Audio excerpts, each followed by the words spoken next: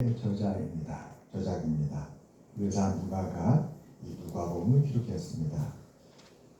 복음서가 네 가지죠. 마태복음, 마가복음, 누가복음, 요한복음입니다. 각각의 특징이 있습니다. 이 누가복음의 특징은 의사 누가가 근원부터 살폈다. 이것이 특징입니다. 다른 복음서와 달리 이 의사 누가는 예수 그리스도 그 복음에 대해서 근원부터 자세히 살폈다. 그래서 우리가 누가복음을 대할 때에 이 누가복음은 의사 누가라는 사람이 특별히 이루어진 사실에 대해서 남들과 다르게 더 자세하게 더 깊이 들어가서 살펴본 그런 기록이구나. 이 마음을 갖고 우리가 보게 되면 하나님의 큰 은혜가 있는 줄 믿습니다. 1장 4절을 보면 의사 누가가 그렇게 근원부터 자세히 살핀 결과에 대해서 이렇게 말씀합니다. 1장 4절에 보면 알고 있는 바를 더 확실하게 하려 함이로라. 다시 말하면 알고 있는 바가 더 확실해졌다는 것이었습니다. 여러분 소망에 대해서 더 확신하고 싶으면 누가복음이 큰 은혜가 될 것입니다. 예수 그리스도에 대해서 더 확실하고 싶을 때에 이 누가복음은 우리의 큰 증거가 될 것입니다.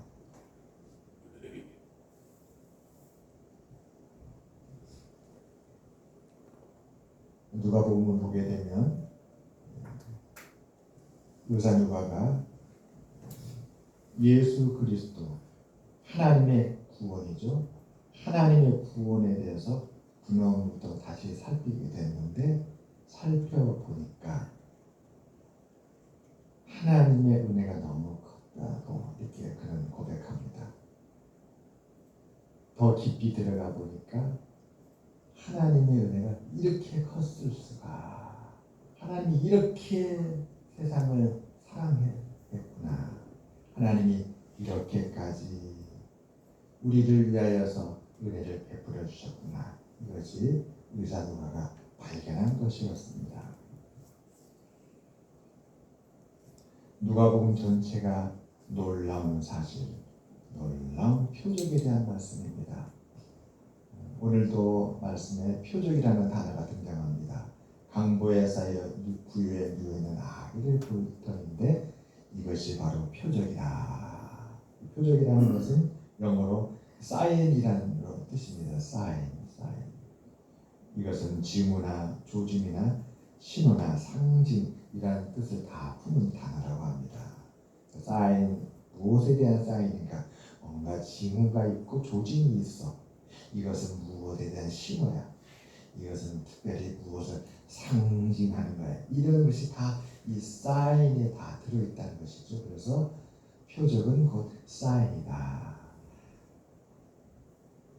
천사가 목자들에게 와서 그 목자들에게 믿음의 표적을 주었는데 강보에 쌓여 구유에 누워있는 아기가 바로 그 표적 사인이라. 무엇에 대한?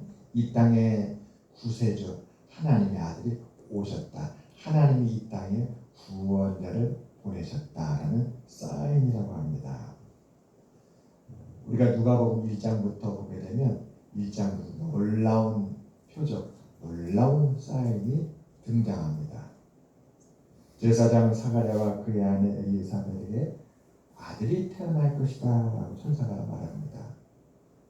제사장 사가랴가 믿을 수 없었어요.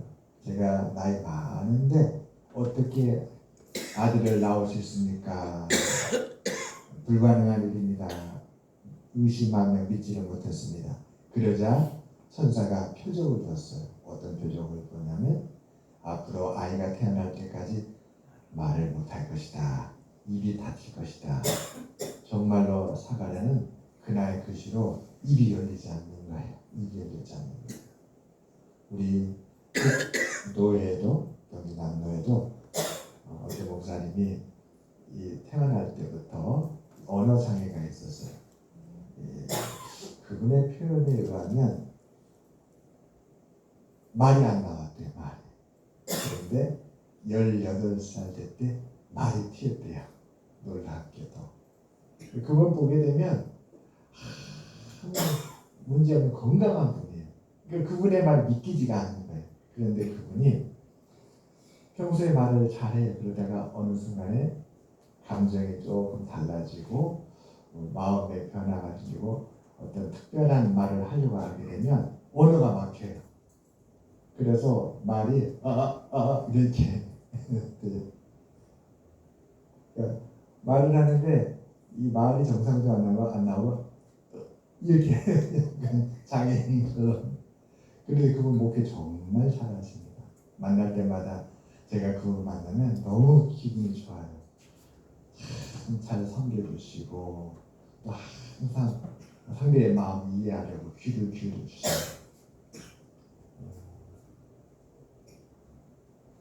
우리 구강 구조와 신체가 다 건강한데 입이 닫혀서 말을 못한다. 놀랍지 않습니까? 어제까지만 해도 말 잘했던 사가리였어요. 그런데 그가 의학적으로 아무 문제가 없는데 오늘부터 성전에 들어가고 나서부터 말을 못하는 거예요. 이건 바로 사인이죠. 하나님께서 신호를 보내주신 거예요. 뜻이 있는 거예요. 무엇입니까?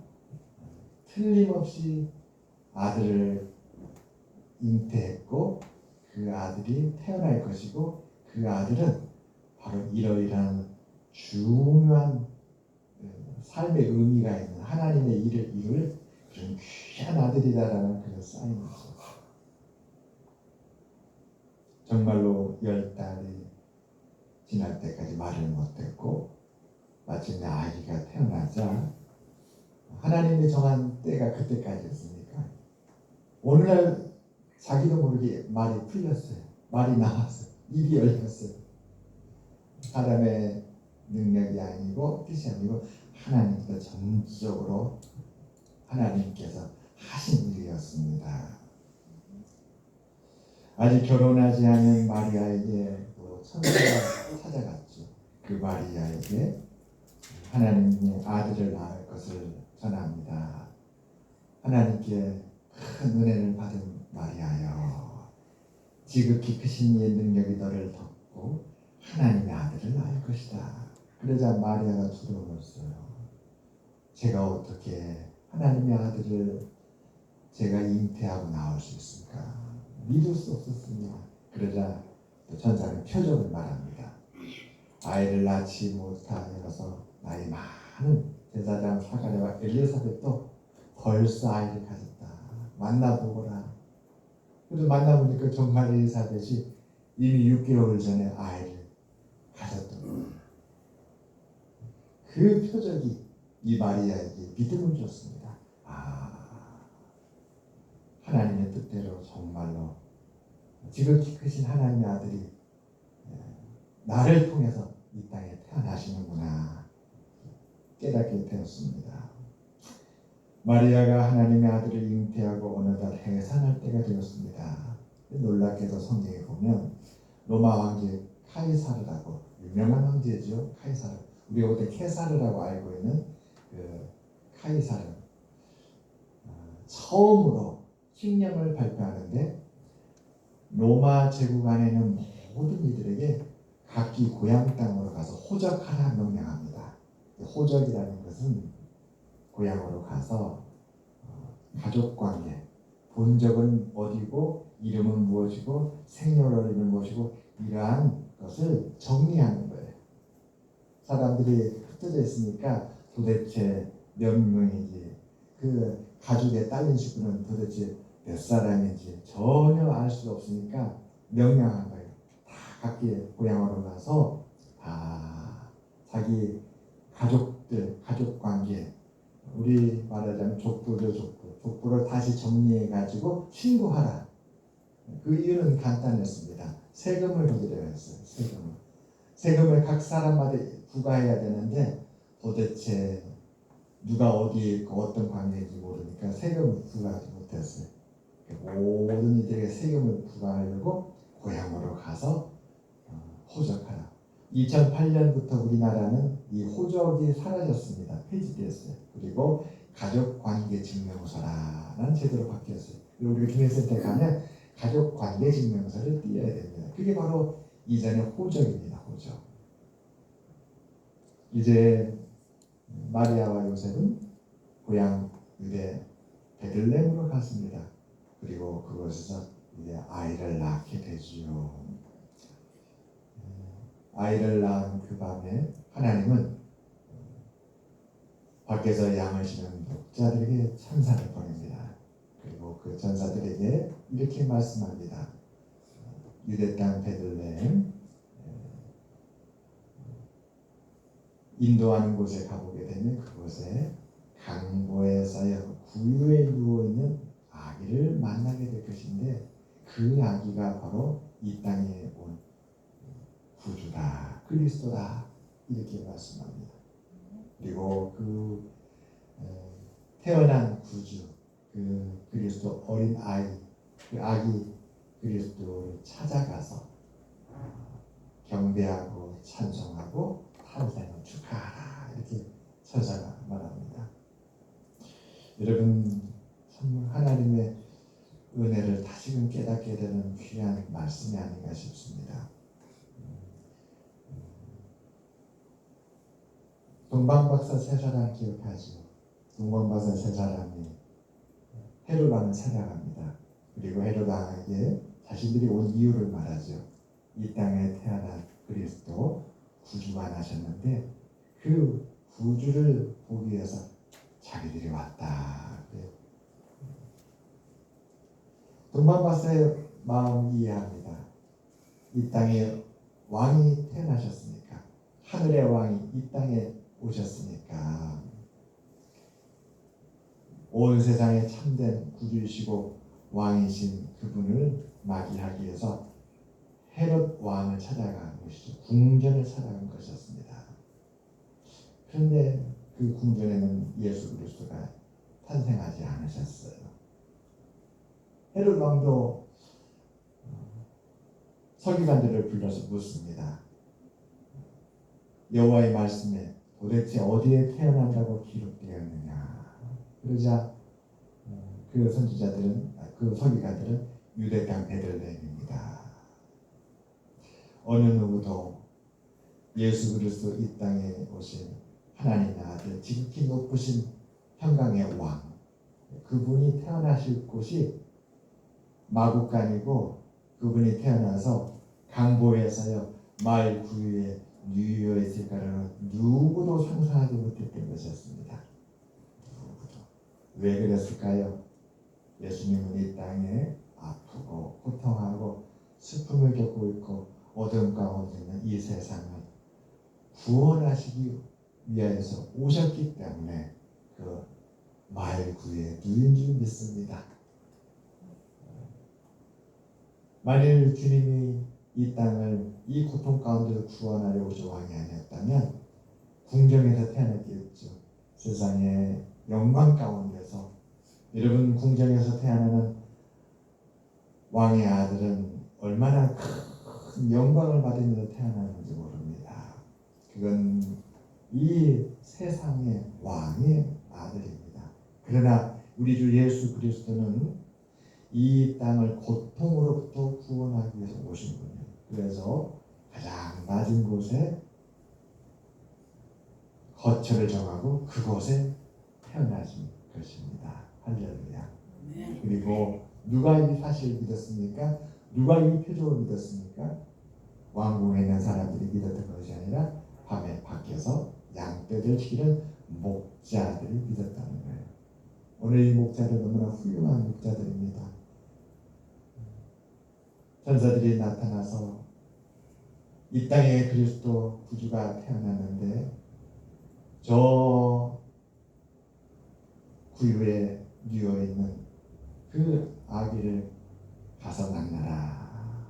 틀림없이 이 말 구유에 어린 아기가 강보에 쌓여 누워있을 것이다. 이것이 표적이다.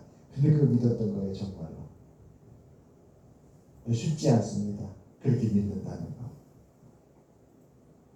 여러분, 아이가 태어났을 때에 그 아이를 포대기로 감쌉니다. 포대기로 싸는 가장 중요한 이유는 이 어린아이를 보호하고 지키기 위함입니다. 포대기로 다 감싸면 아이가 안전하고 따뜻해지고, 그리고 그 아이는 엄마의 품속에 있는 것처럼 편안함을 느끼게 됩니다. 차가운 세상과 이제 맞닥뜨리게 될 그 아이, 낯선 환경에 이제 놓이게 된 그 아이, 이 포대기가 그 아이에게 평안의 안식처가 되는 것입니다. 사랑하는 여러분, 나올 곳이 없어서 방이 없었던 것이죠. 방이 없어서 사람들이 기거하지 않는 가축 우리에 그곳에서 아이를 낳았는데, 그렇게 낳은 그 아이 놓일 곳이 없어서 말 구유에 놓을 수밖에 없었지만 포대기로 감싸서 그 말 위에 놓았던 것처럼 하나님, 우리가 어떤 환경, 어떤 상황에 있다 할지라도 하나님의 그 손길이 우리를 감싸는 따뜻한 강보가 될 것입니다. 아멘. 하나님께서 우리도 마찬가지로 예수 그리스도를 강보로 쌓았던 것처럼 오늘 우리도 또 하나님이 따뜻하게 감싸 안아 주실 줄 믿습니다. 아멘. 너무 초라하고 고통스러워 감히 하나님이 계시리라 생각조차 상상조차 못했던 그곳, 바로 말구유입니다. 아니, 먹이 말에게 주는 여물을 놓는 그 구유에 어떻게 그리스도가 그 구유에 뉘어질 수 있을까요? 아이를 낳은 곳이 너무 초라해서 그렇죠. 너무 초라해서. 예수님께서 그렇게 초라한 곳에 태어나신 것은 초라한 우리의 삶을 구원하시기 위함인 줄 믿습니다. 이 땅의 삶은 참 수고가 끊이지 않습니다. 그래서 모세가 시편 90편에 이 땅의 삶을 노래하기를, 강건하면 우리의 연수가 70이요 강건하면 80이라도 그 수고의 자랑은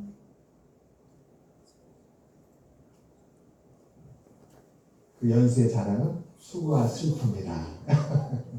그 연수의 자랑은 수고와 슬픔이다. 우리가 이 땅에 사는 것이 어떠한 것인지 그 시 한 줄로 그렇게 표현을 해주었습니다. 너무나 우리의 삶을 잘 아시는 하나님께서 우리를 위해서 초라하고 고통스러운 곳일지라도 하나님의 아들이 임하셨던 것처럼 우리가 있는 모든 곳에 하나님이 우리의 구원자가 되시고 우리를 감싸시는 손길이 되실 것을 우리에게 보여준 표적이다. 우리가 이렇게 볼 수 있겠습니다. 우리는 하나님의 감싸시는 사랑 안에서 안식하고 살 수 있도록 하나님께서 우리를 그렇게 부르셨습니다. 하나님의 사랑에 감사하여 우리는 안전하고 따스합니다. 폭풍과 천둥 번개 속에서도 위로와 힘과 안식을 우리는 얻습니다. 하나님, 우리가 있는 곳이 어디든지 간에 주의 손이 떠나지 않냐고 우리를 붙드시고 인도하실 줄 믿습니다. 아멘. 강보의 사인 아기 예수를 통해 하나님은 우리에게 이렇게 말씀하십니다. 나는 너를 무척 사랑한다. 그 어떤 것도 이 사실을 바꾸지 못할 것이다. 우리가 누가복음 1장을 보게 되면 이루어진 사실에 대해서 듣고 목격한 사람들이 많았는데, 의사 누가는 그 이루어진 사실에 대해서 사람들이 전하는 말을 듣고 더 깊이, 더 근원까지 살펴본 것이에요. 살펴보니까 그분은 그 천하고 천한 마국간의 말구에 누이신 그분이셨더라. 이 땅에 오실 때 그곳에 임하셨고, 이 땅에 오실 때 그렇게 태어났고 그런 분이셨다. 이걸 증거하는 것입니다. 그러면서 정말로 이분이 고통과 아픔과 슬픔 가운데 있는 이 세상을 구원하기 위해 오신 예수 그리스도라는 것을 확인했다는 것이지요. 이 땅의 영광과 부귀영화를 누리려고 오신 것도 아니고 만왕의 왕으로 세상의 왕으로 등극하여서 온 세상을 다스리는 그런 세상의 임금이 아니었다는 것이죠. 자신을 버리고 온 세상의 고통을 다 떠안으시고 마지막 십자가에 가실 때까지 끝까지 자신을 내어주시고 온전히 이 세상의 구원을 위하여 끝까지 살으셨던 분이셨다라는 것을 그놈부터 살펴보니 확인했다는 것이었습니다. 아멘. 사랑하는 여러분, 우리들도 늘 강구에서인 어린 아기 예수를 바라보기를 바랍니다. 예수 그리스도 그분이 바로 사인인 줄 믿습니다. 아멘. 우리도 마음이 답답하고 좌절이 찾아오고 낙심할 때에 하나님의 능력에 대한 사인을 찾을 때가 있어요. 그런데 놀라운 능력과 엄청난 위력과 큰 이적을 바라보는 우리 마음에 어느 순간에 우리가 그리스도를 바라볼 때에 나의 이 아픔 자체를, 나의 이 좌절 자체를 하나님은 이미 받으시고 있고 그런 나를 위해서 주님께서 친히 그 자리에 이미 찾아와 계시고 함께하 계시구나. 이 깊은 위로가 우리에게 능력이 되는 것입니다. 아멘. 하나님을 거기서 만나게 되고 우리가 하나님을 믿고 그 하나님 앞으로 나아가게 되는 믿습니다. 그래서 우리가 살아가는 하루하루의 삶에 그 삶의 가장 작은 순간과 자리에서부터 우리는 다시 용기를 갖고 일어나게 됩니다. 기도드리겠습니다. 하나님 아버지, 우리에게 강보에서 하인 구유에 누워 있는 아기 예수를 통하여서 하나님이